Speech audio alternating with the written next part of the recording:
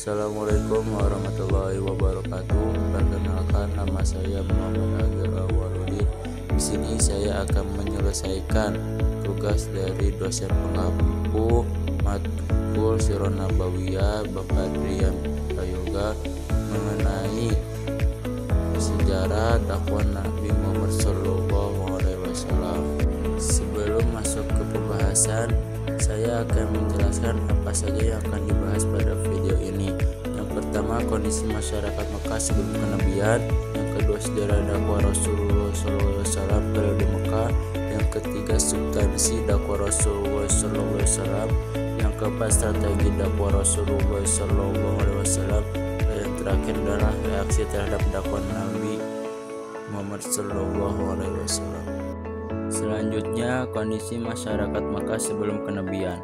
Menurut ahli sejarah, kondisi bangsa Arab di zaman jahiliyah waktu itu dalam segi keagamaan, mereka menyembah berhala serta menyembelih hewan-hewan kurban di hadapan patung-patung itu untuk memuliakannya.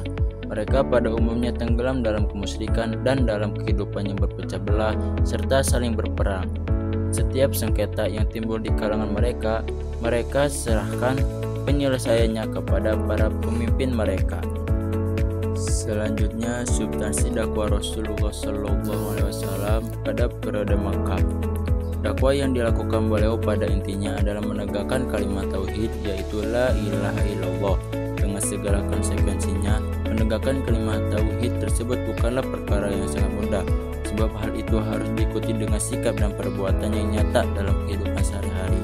Pada proses dakwah yang dilakukan oleh Nabi SAW juga mengandung makna mengeluarkan dari zaman kebodohan ke alam yang terang benderang, yaitu meninggalkan perbuatan-perbuatan yang bertentangan dengan ajaran Nabi SAW.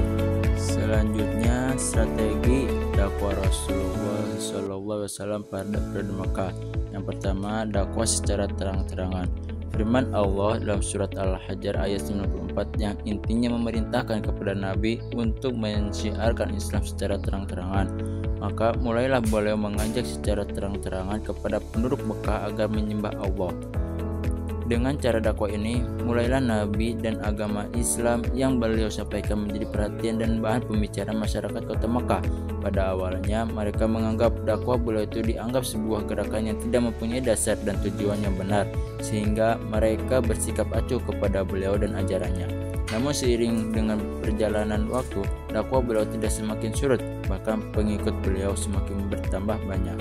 Selanjutnya, strategi dakwah Rasulullah SAW secara sembunyi-sembunyi. Pada awal dakwahnya, Nabi Muhammad menggunakan dakwah secara sembunyi-sembunyi atau rahasia. Dalam penyebaran Islam, Nabi Muhammad melakukan dakwah secara sembunyi-sembunyi atau rahasia bukan karena takut, melainkan strategi dakwah di mana Nabi mengantisipasi pengikut Nabi yang masih sedikit dan belum kuat. Sedangkan ancaman dan siksaan masyarakat kafir Quraisy masih kuat dan status kota Makkah sebagai pusat agama bangsa Arab. Di sana terdapat para pengabdi Ka'bah dan tiang sandaran bagi berhala dan patung-patung yang dianggap suci oleh seluruh bangsa Arab. Nabi Muhammad melakukan dakwah secara sembunyi-sembunyi atau rahasia dengan pendekatan personal. Hal ini disebabkan pendekatan personal memiliki keterkaitan batin serta interaksi emosional antara pengajak dan yang diajak. Pendekatan personal ini, Nabi Muhammad telah menggabungkan antara ikhtiar dan tawakal.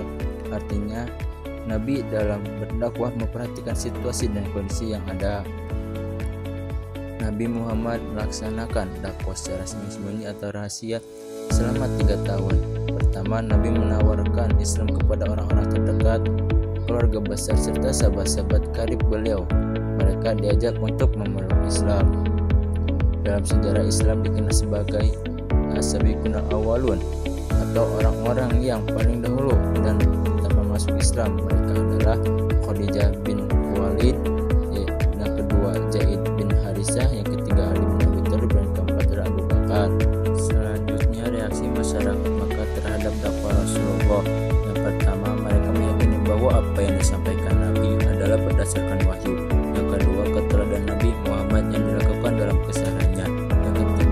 ajaran yang dibawa beliau bersifat rasional, dan yang keempat adalah dalam melakukan syiarnya beliau tidak melakukan kekerasan.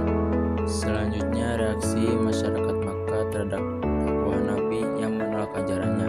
Yang pertama, mereka khawatir Tuhan mereka akan tidak disembah oleh masyarakat Makkah. Yang kedua, ajaran yang disampaikan Rasul bertentangan dengan ajaran yang mereka lakukan selama itu. Yang ketiga, mereka takut akan kehilangan kekuasaan. Mungkin itu saja yang dapat saya sampaikan.